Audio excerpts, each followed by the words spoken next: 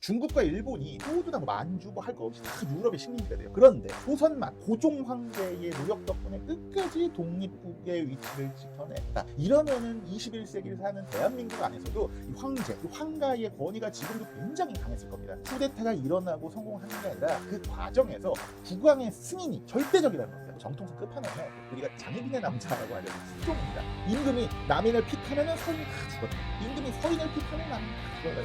그렇게 세타 총리를 날리면 탁신전 총리의 막내딸이 총리가 됩니다.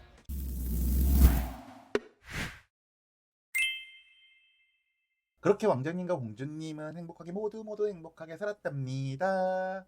동화책은 보통 이런 식으로 결말이 납니다. 하지만 현실은 그렇지 않겠죠. 고부 갈등이 있을 수도 있는 거고요. 외척들의 농간이 있을 수도 있고 나중에 들어올 후궁들과의 문제가 발생할 수도 있습니다. 제가 갑자기 이 얘기를 왜 하느냐, 지난해 5월 치러진 태국 총선에서 개혁 성향의 정당이 제1당을 차지하면서 돌풍을 일으켰다. 40대 엘리트 정치인이 태국 정치판을 바꿔놨다 등등의 기사를 보신 분들이 있을 겁니다. 저도 작년에 이제 KBS에서 관련된 내용을 한번 이야기한 적이 있습니다. 이런 흥미로운 소식은 언론에서 많이 주목을 하죠. 하지만 그 이후의 내용은 주목받지를 못합니다. 동화책에서 결말 이후의 현실을 알려주지 않는 것처럼 말이죠. 총선에서 파란이 일어난 이후에 1년 3개월이 지난 지금 태국 정치는 하나도 바뀌지 않았습니다.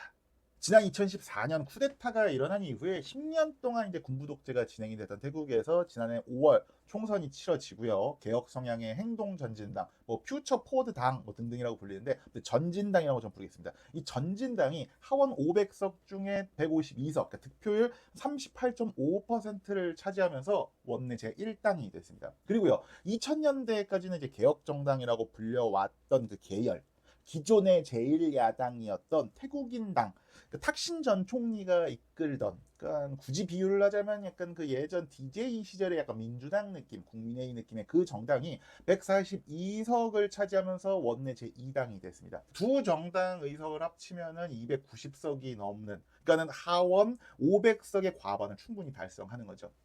그런데 말입니다. 태국에서 정부를 구성하려면, 그러니까 태국에서 총리를 배출하려면 하원 과반이 아니라요, 상원 250석에 하원 500석을 합친 총 750석의 과반인 376석을 얻어야 됩니다. 그런데 2014년 쿠데타가 일어난 후에 헌법이 개정되면서요, 상원 250석은 국왕이 임명하는데 사실상 이게 군부가 지명하는 형태거든요. 그럼 제1당은 막상 어딘가요?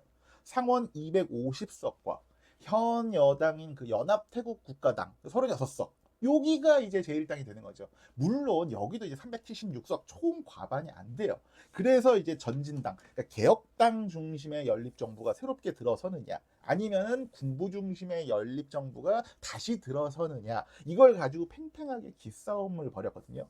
우선은 7월에는 그 전진당 대표가 총리 후보로 나갔는데 찬성이 324표 받아서 이게 과반에 못 미쳐서 총리가 되지 못했습니다. 그래도 다행인 게 군부가 임명한 이제 상원에서 이탈표가 좀 발생을 한 거예요. 야, 이게 진짜로 이게 정권 교체가 제대로 이루어지나 보다 해서 태국 분위기가 이때까지는 굉장히 좋았습니다.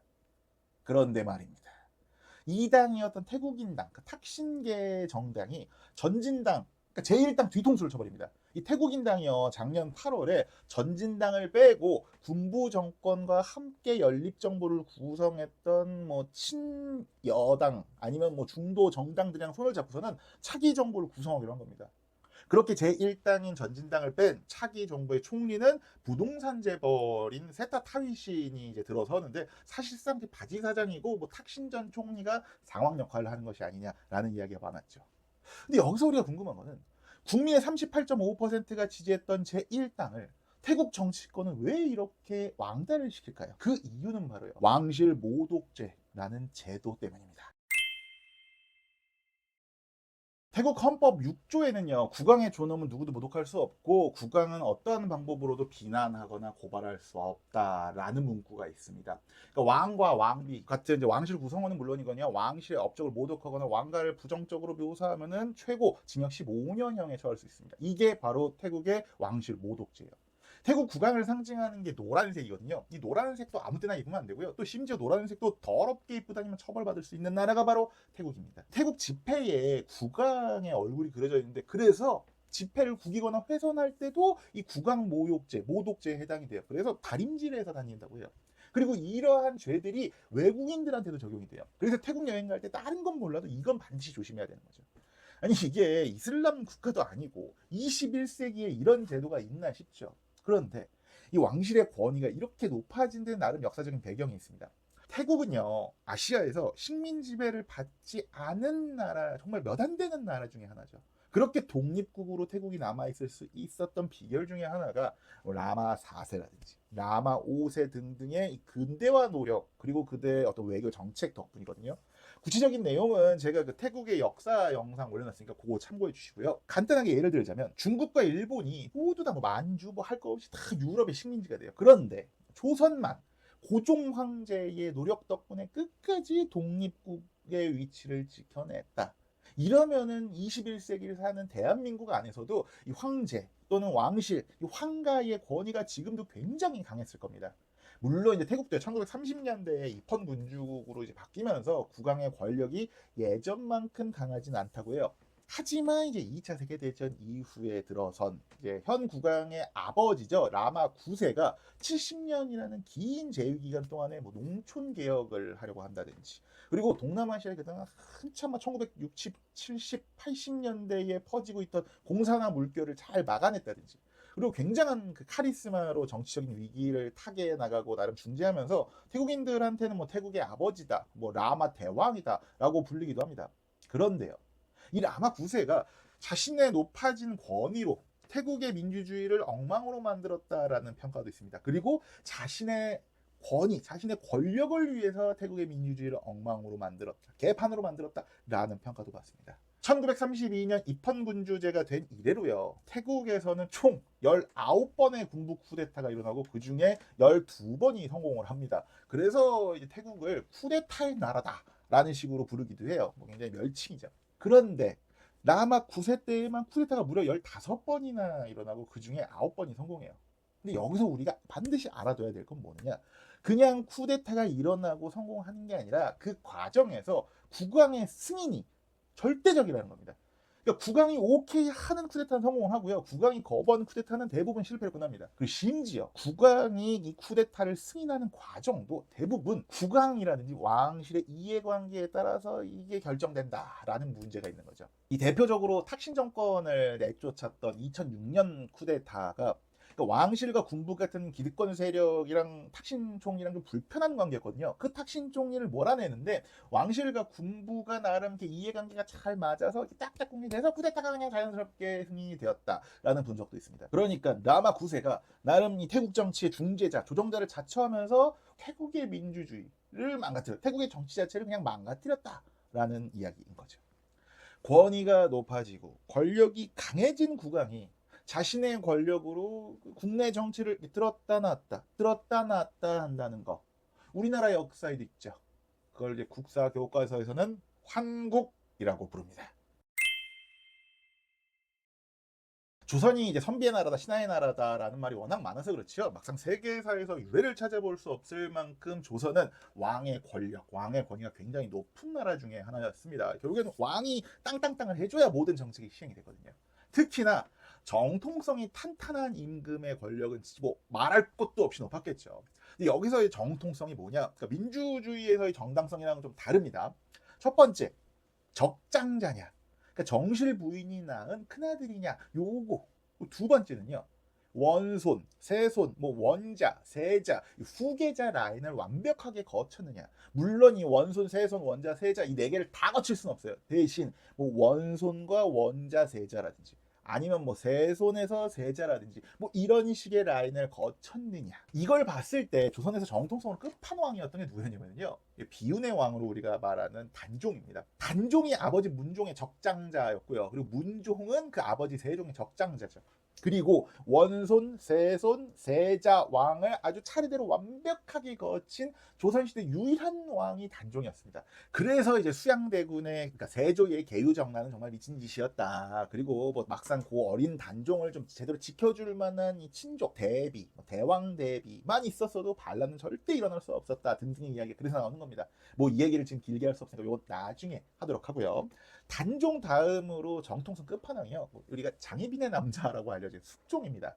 숙종이요. 아버지 현종의 적장자, 외아들입니다. 그리고 현종도 그 아버지 효종의 적장자, 그냥 외아들이에요. 그러니까 자기를 건드릴 동생, 뭐 형제도 없고요. 삼촌도 없어요. 그리고 원자, 세자, 왕을 차례차례대로 거쳤습니다. 심지어요, 그 왕으로 있는 기간이 46년. 조선에서 그 영조 다음으로 두 번째로 길었어요. 그러니까 숙종이 들어섰을 때는 가장 긴 재위 기간을 가졌던 게 이 숙종이었습니다. 그러니까 권력, 이 권위가 조선 시대에 제가 봤을 때는 가장 막강하지 않았을까. 물론 권력은 태종이 더 강할 수 있었겠지만 이게 쿠데타로 집권한 태종보다 오히려 숙종의 권위가 더 높았을 거다라고 생각을 합니다. 그러니까 자기가 이렇게 막강한 권력을 갖고 있고 정말 높은 이 권위로요. 숙종은 당시에 정치를 엄청나게 쥐락펴락해요. 그게 바로 황국이죠.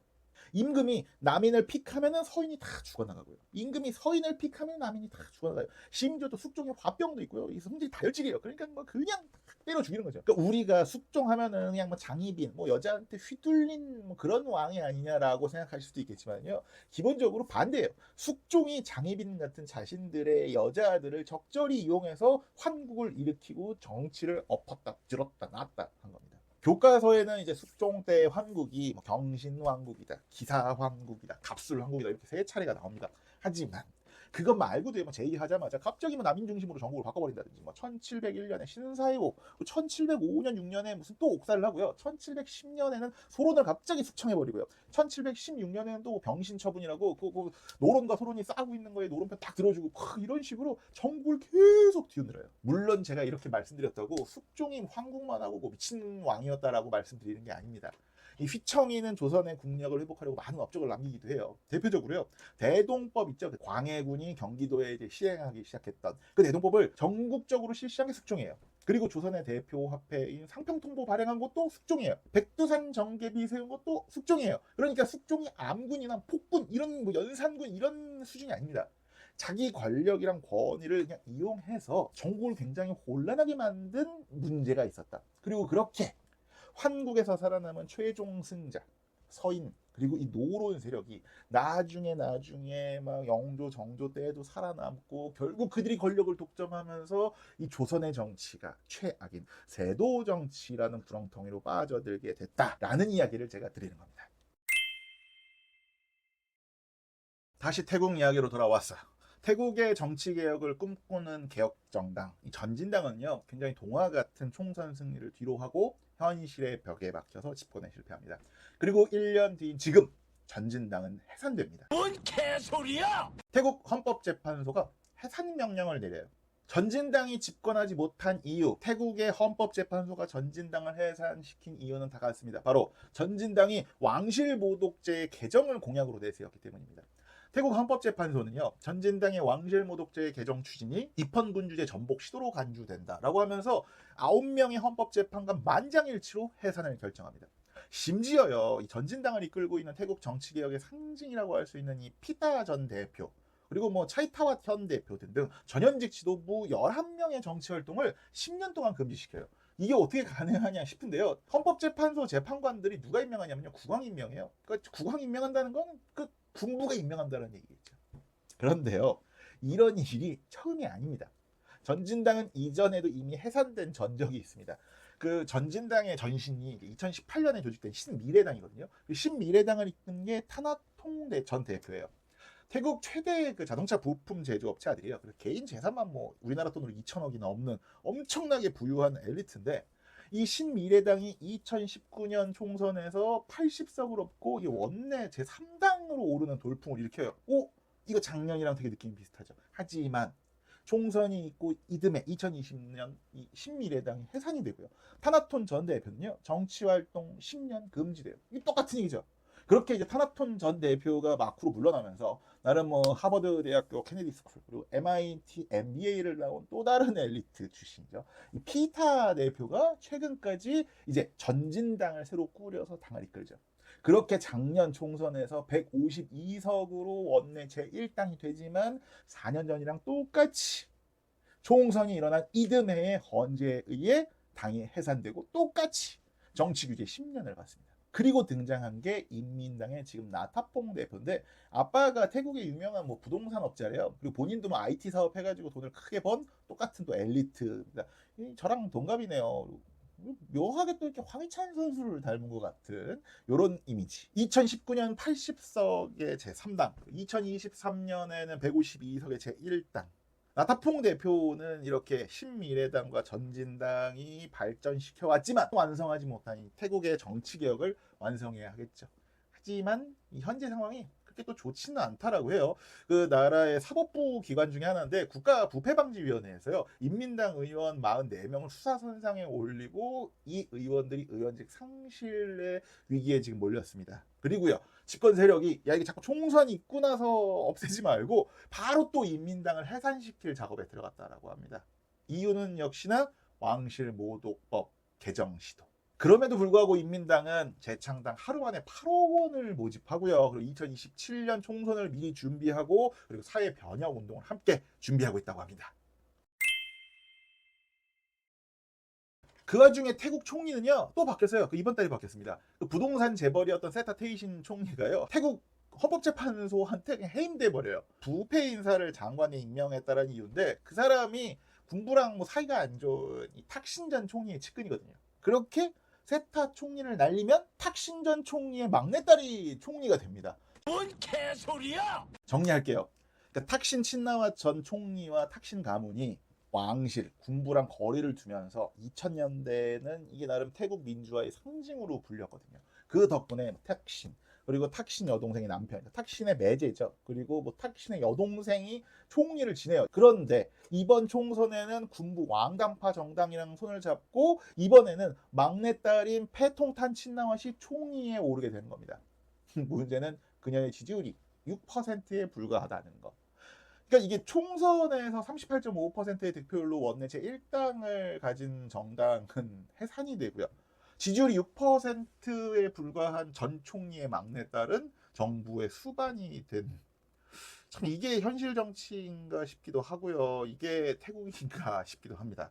그렇다고 패통탄 총리의 앞길도 순탄하지만 않습니다. 기본적으로 연내 일당도 아니고 군부가 여전히 살아있기 때문에 연립정부 안에서도 그리고 정권을 내준 군부 안에서도 판을 뒤집을 수 있다라는 말들이 공공연하게 나오고 있습니다. 그러니까 뭐 왕실과 군부가 손을 잡고 또 한 번 20번째 쿠데타를 일으킬 수도 있는 거죠. 저는 그 2014년 4월에 한 달 동안 태국에 있었어요. 그때 이제 태국에서 민주화 시위가 한창이었죠. 마지막 군부 쿠데타가 2014년에 일어났으니까. 하지만 그때는 제가 큰 관심을 갖지 않았습니다. 그때 이제 송크란이라고 열심히 물축제 즐기고 있어서 물총 쏘고 놀았을 때. 그래서 그런지 괜히 태국 정치에는 좀 죄책감이 들곤 하더라고요. 태국 정치에 솔직히 말해서 누가 그렇게 큰 관심이 있겠습니까? 하지만 이 태국 정치와 현대사를 보다 보면은 우리의 옛 역사가 떠오르기도 하고 또 지금의 우리 정치랑도 조금의 기시감이 드는 것 같아서 겸사겸사 가져와 봤습니다. 앞으로 또 기회가 되면은 다른 나라의 정치 이야기, 역사 이야기, 지도 이야기 들고 오도록 하겠습니다. 그때까지 구독과 좋아요, 알림 버튼을 누르고 역사로 세계 여행을 떠나듯이 지도로 세계 여행을 떠나듯이 한 번 더 보세요. 그리고 두 번 더 보세요.